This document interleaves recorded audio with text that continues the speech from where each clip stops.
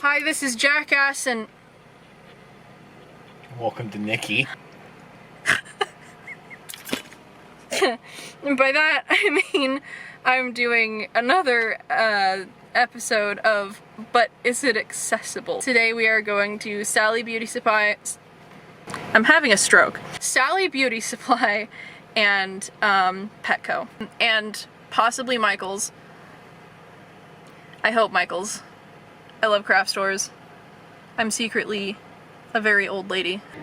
I am fairly confident all three of these places will get pretty decent scores. But James, what do you think? I think Sally Beauty might score a few points missing because I feel like their location being a smaller one, their aisles are going to be narrower, but their shelves are at a reasonable height. Petco will be fine, and Michael's, I want to say Michael's is going to lose a point or two because their aisles are wide enough for a chair to get through, but they're also my height. Fair. Well, taller than my height, but fair. You know, that's their racking conditions and all that. So hopefully they get good scores because I do like these stores. But yeah, I will see you guys when we get there. The parking lot looks good. It's not bumpy or lumpy or steep or anything, so that means it'll be pretty easy to get my wheelchair up there. Up on the curb where you go into the actual strip mall where it is, there's a nice blue ramp, not steep, but this is where we encounter the first problem. No automatic doors. Fuck!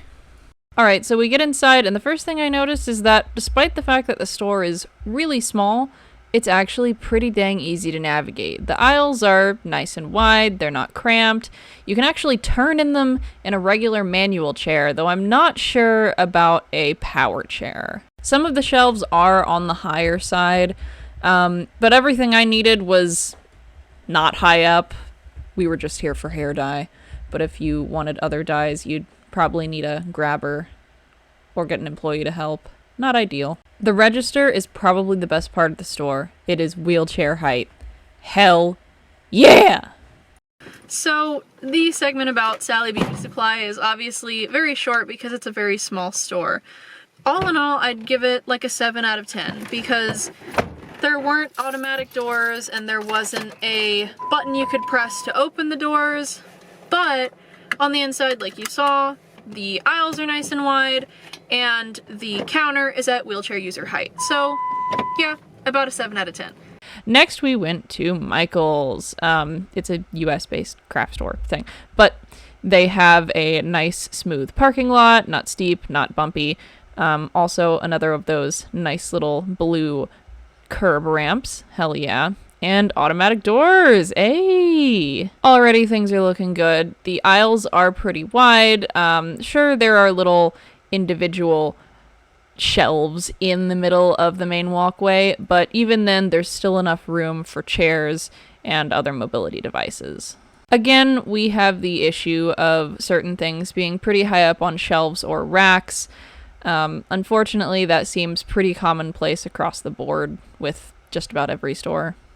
This isn't an accessibility thing per se, but they do have snacks up front, so if you're hypoglycemic or you just want a snack, you can get to it pretty easily. And you can get it on the way out while you're checking out. So, you know, that's nice. And lastly, we have the checkout area. While the counter was a little tiny bit high, it was still fairly accessible. It might be less so if you have very limited mobility, but overall, not bad at all. Pretty good. Okay, so we just got out of Michael's and chef kiss, 10 out of 10. It's really accessible, it has nice wide aisles, it's a larger business, so you're not like all packed in there like sardines, kind of like how Best Buy was, which is awesome. And now we are on our way to Petco. Since Petco is in the same little shopping complex strip mall area, we don't have to go very far. They have more of those nice little blue ramps, you know, the nice, shallow, easy ones. And Petco, here we are. They have automatic doors, which is really nice. Means they don't have to install like an accessibility button or anything. And oh my god, they had cats.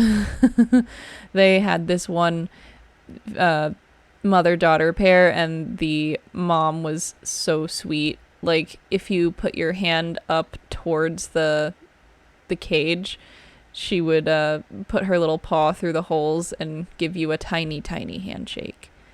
See, the daintiest, the tiniest, most polite of little handshakes. This is pats. And that one hasn't got it yet, but I'm sure she'll get it one day. I believe in you. So at Petco, we don't have the issue of shelves being too high, at least for me. Again, if you're way more impaired mobility-wise, gonna be hard. This is definitely more of a problem when it comes to the animal enclosures, because they kind of have to stack them. Where this store really shines, though, is just how much room there is in the aisles and in the floor plan itself. You don't feel packed and tucked in. This Petco, at least, is also fairly sensory friendly. Sure, the lights are kind of bright, but the sort of volume in the store is pretty low. And also, here's a James for reference of how tall the shelves are. Hello, James. Goodbye, James. And lastly, the checkout counter, which, like the other two places, it's a good height for wheelchair users. You don't have to grab and strain and push and pull, but the card reader is a bit high up for me. So, Petco is also pretty accessible, which is nice. Like you saw, the aisles are really wide open and nice. The cash register is at wheelchair height. The actual, payment thing card reader isn't super... It's really high. Yeah, it's a little high, and you have to really crank it down. I didn't even think it would crank down at first. And, like with other stores, part of the problem is that a lot of things are just, way too high up. But other than that, it's really good. I'd give it, a solid, 7.5 out of 10,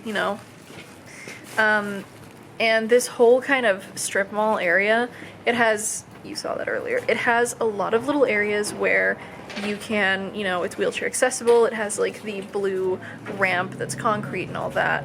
So, all in all, I'd say these stores are pretty damn good.